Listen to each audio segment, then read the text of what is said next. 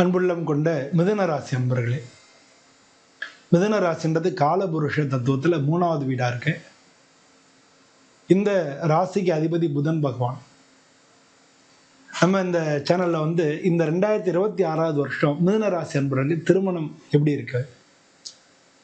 பல நாளாக நாங்கள் முயற்சி பண்ணிட்டே இருக்கேன், திருமணம் நடக்கலை. எல்லாம் பேசுகிறாங்க, ஆனால் கடைசியில் ஒன்று கூடலை. அதனால திருமணம் தள்ளி போகுது அப்படின்னு பல பேருக்கு அந்த எண்ணம் இருக்கலாம். உங்களுடைய ஜாதகத்தில் ஏதாவது பிரச்சனைகள் இருந்தால் திருமணம் தள்ளி போகிறதுக்கான வாய்ப்புகள் தான் இருக்குது. ஒரு சில பேர் சுத்த ஜாதகம்னு சொல்லுவாங்க, அவங்களுக்கும் திருமணம் நடக்காத ஒரு காலகட்டமாக இருக்குது. காரணம் என்ன? உங்களுக்கு இந்த குரு பகவான் அவருடைய பார்வை ரொம்ப முக்கியமானதாக இருக்குது. உங்கள் ராசிக்கு 7வது வீட்டுக்கு அதிபதியாகவும் அவர் இருக்கார். அது மாதிரி உங்களுக்கு 5வது வீட்டுக்கு அதிபதியாக சுக்கிரன் இருக்கார். அவரும் காதலுக்கு ஒரு காதல் செய்யறதுக்கு சுக்கிரன் நாங்கள் ரொம்ப தூண்டுவார். ஆனா பாக்கியம் சொல்லக்கூடிய உங்களுக்கு 9வது வீட்டுக்கு அதிபதியா சனி பகவான் இருக்கார். ஸோ அதனால குரு, சுக்கிரன், சனி இவங்கெல்லாம் ஒரு பெரிய மேஜர் ரோல் உங்களுடைய ஜாதகத்துல பண்ணுவாங்க. ஸோ உங்க ஜாதகத்துல சூரியனும் சுக்கிரனும் சேர்ந்திருக்கா? சுக்கிரன் எப்படி இருக்கு? குரு பகவான் எப்படி இருக்கார்? அது மாதிரி சனி பகவான் எப்படி இருக்கார்? இல்லை ராகுக்கு எது தோஷம் இருக்கா? இப்படி எல்லாத்தையும் ஒரு ஒரு ஒரு ஜஸ்ட்டாக அனலைஸ் பண்ணிக்கணும். அப்படி பண்ணிட்டீங்கன்னா உங்களுக்கு ஓரளவுக்கு இந்த தசாபதி என்ன நடக்குது, ஸோ உங்களுடைய ஜாதகத்தில் எப்படி இருக்குன்றதை வச்சா புரியும். இது ஒரு ஜென்ரலாக இந்த காலகட்டங்கள் ஜாதகம்லாம் நல்லா இருக்கு, இல்லை ஜாதகத்தில் இது மாதிரி இருக்கு, அது பரிகாரம் பண்ணிட்டோம் ஆனாலும் திருமணம் தள்ளி போகுது இப்படின்னு சொல்கிறவங்களுக்கு இந்த வருஷம் எந்த காலகட்டத்தில் கண்டிப்பாக மேரேஜுக்கான வாய்ப்புகள் இருக்கு அப்படின்னு தான் பார்க்க போகிறோம். இது வரைக்கும் ஜென்ம குரு நடந்துகிட்டே இருந்தது. 7ஆம் வீட்டு அதிபதி தான், ஆனால் உங்கள் ஜென்மத்தில் இருக்காரு. அவரே உங்களுக்கு திருமண பேச்சுவார்த்தை நடத்தி வைக்கணும். ஆனால் பார்த்தீங்கன்னா ஒரு 6 மாசமா திருமணத்துக்கெல்லாம் வரா மாதிரி தெரியுது, பேசுகிற மாதிரி தெரியுது. ஆனால் ஏதோ ஒரு காரணம் தள்ளி போயிடுறாங்க, கடைசியில் ஒன்று கூடாமல் போயிடுது அப்படின்ற அந்த விஷயங்கள் நடக்கும்.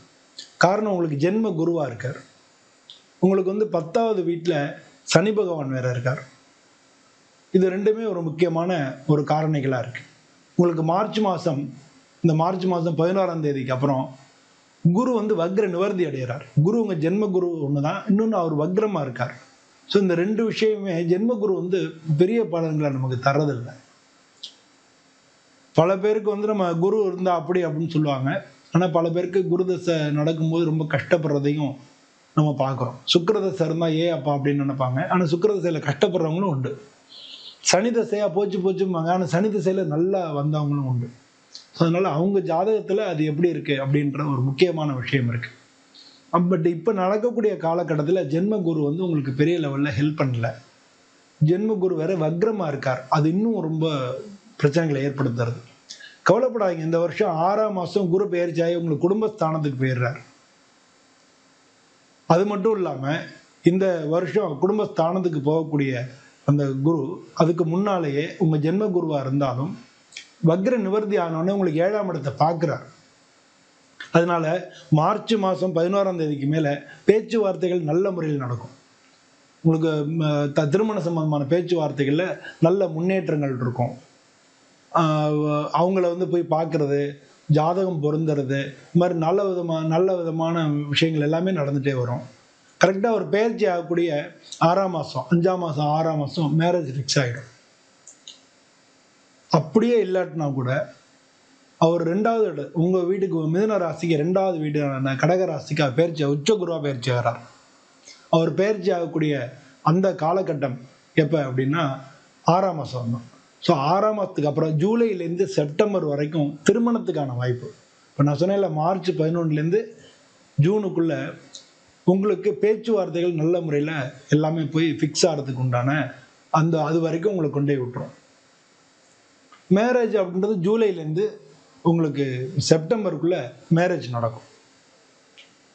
இதுதான் இந்த வருஷத்தில் உங்களுக்கு நல்ல பீரியடாக இருக்குது. ஒரு சில பேருக்கு ஜாதகத்தில் இன்னும் நல்ல தசாபுதிகள் எல்லாமே சூப்பராக இருந்தது, அந்த மாதிரி அமையிற பொண்ணுக்கும் அதே மாதிரி நல்ல காலகட்டங்கள் இருக்குது அப்படின்னா ஜூனுக்குள்ளேயே கூட பேச்சுவார்த்தைகள் முடிஞ்ச கல்யாணமும் ஆகிடும். ஒரு சில பேருக்கு மட்டும் ஜூலைலேருந்து ஆகஸ்ட் செப்டம்பர் வரைக்கும் வரும். ஸோ செப்டம்பரில் மேரேஜ் ஆகிடும். அதனால் இந்த காலகட்டங்கள் உங்களுக்கு வந்து மிக மிக நல்ல பீரியடாக இருக்குது. குரு பகவான் அதில் வைட்டல் ரோல், அதில் நல்ல ரோல் பார்க்குறாரு. இருந்தாலும் டிலே ஆகும்ன்றதை புரிஞ்சுங்க. ஏன்னா சனி பகவான் அர்த்தாஷ்டம சனியாக உங்களுக்கு வந்து உங்கள் 7வது வீட்டை பார்க்குறார். சனி பகவான் பார்வை வேற அதில் வர்றதுனால அதில் கொஞ்சம் டிலே ஆகி நடக்கலாம். அதனால் வந்து நீங்கள் கண்டிப்பாக இந்த வருஷத்தில் உங்களுக்கு திருமணத்துக்கான வாய்ப்புகள்லாம் அதிகமாக இருக்குது. அவருடைய சனி பகவானுடைய பார்வையை குரு பகவானுடைய உச்ச குருவாக வர்றதுனால அவருக்கு சனி பகவானை பார்க்குறார். அதனால அந்த காலகட்டம் தான் திருமணம் நடக்கிறதுக்கு. அதனால 2வது வீடு மட்டும் இல்லை, சனி பகவான் 7வது வீட்டு பார்க்குறாரு இல்லையா, அது டிலே பண்ணுறதுனால குருவினுடைய பார்வை அங்கே வந்துடுறதுனால உங்களுக்கு அந்த காலகட்டங்கள் ரொம்ப நல்லா இருக்குது. அதனால் ஜூலைலேருந்து செப்டம்பர் வரைக்கும் இந்த வருஷத்தில் கல்யாணத்துக்கான காலம் அப்படின்னா நீங்கள் புரிஞ்சுக்கணும். உங்கள் ஜாதகத்தில் ஒரு வேளை தோஷம் இருக்குது அப்படின்னா பொதுவாக வந்து நீங்கள் வணங்க வேண்டியது குரு பகவான். சிவன் கோயிலில் தட்சிணாமூர்த்தி அப்படின்னு இருக்கும், சிவபெருமான் இருப்பார். அங்கே போய் 24 தரம் சுற்றணும், அந்த கோயிலை சுற்றி வரணும். ஒரு தரம் சுற்றி வரும்போது ஒரு விளக்கு அப்படின்னு 24 தரம் 24 விளக்கு இதை வந்து ஏற்றின்னு வாங்க. சின்ன சின்னதாக விளக்கு வாங்கி நீ சுற்றி ஏற்றின்னு வாங்க. ஒருவேளை பையன் பொண்ணால் பண்ண முடியல அப்படின்னா அவங்க அம்மா அப்பா பண்ணலாம். அந்த மாதிரி செஞ்சுட்டு வந்தாலே பொதுவாக இந்த வருஷத்தில் நிச்சயமாக உங்களுக்கு திருமண வாய்ப்புகள் கைகூடி வந்துடும். ஒரு சில பேருக்கு சூரிய சுக்கிர தோஷம் இருக்குது அப்படின்னா சூரியனார் கோயிலும் பக்கத்திலே கஞ்சனூர் இருக்கும், அங்கே சுக்கிரன் கோயில் இருக்கும். இந்த 2 இடத்துலையும் போய் அர்ச்சனை பண்ணிட்டு தரிசனம் பண்ணி வேண்டிட்டு வாங்க. அது வந்து ரொம்ப ஒரு மிகப்பெரிய பரிகாரமாக இருக்கும். பொதுவாக வந்து ஒரு சில பேருக்கு செவ்வாய் பிரச்சனையாக இருக்குது அப்படின்னா திருச்செந்தூர் முருகனை போய் வணங்கிட்டு வாங்க. நிச்சயமாக வந்து திருச்செந்தூர் முருகனை வணங்க போகும்போது மதுரையில் தட்சிணாமூர்த்தி இருப்பார். ஸோ மதுரையில் தட்சிணாமூர்த்தியும் வணங்கணும், திருச்செந்தூர் போய் முருகப்பெருமானையும் வணங்கணும். நீங்கள் நேராக திருச்செந்தூர் போயிட்டு வரும்போதும் வணங்கலாம், இல்லை போகும்போதே தட்சிணாமூர்த்தியை வணங்கிட்டு அப்புறம் கூட திருச்செந்தூர் போகலாம். ஸோ 2ல் எது வேணாலும் பண்ணலாம்.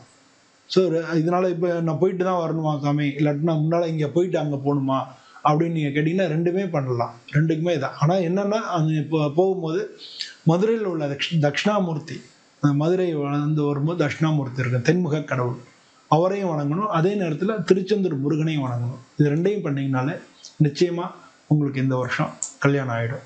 ஸோ இந்த மாதிரி அவங்களுக்கு ஜாதகத்தில் உள்ள விஷயங்களையும் பார்த்து அதுக்கு தகுந்த பரிகாரங்களையும் நீங்கள் பண்ணும்போது உங்களுக்கு இந்த வருஷத்தில் நல்ல காலகட்டங்கள் நான் சொன்னேன், இந்த காலகட்டங்களில் நிச்சயமாக திருமணம் நடந்துடும்.